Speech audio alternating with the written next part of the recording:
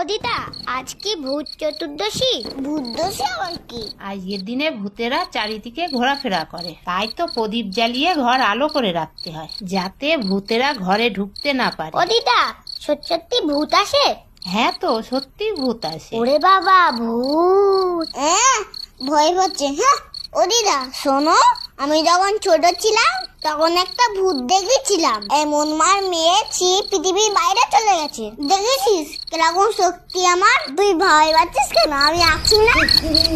এই রে, কিরম হিসু হচ্ছে। এ দিদি, দিদি, দিদি, দিদি। কি হয়েছে? কি একটু চল না, পেয়েছে। কি পেয়েছে?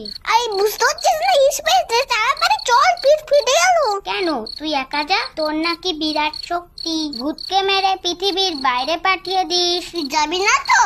আমি এখানে ইসি করে দেবো। কি হলো, ডোন্ট ফিউজ? আচ্ছা চ।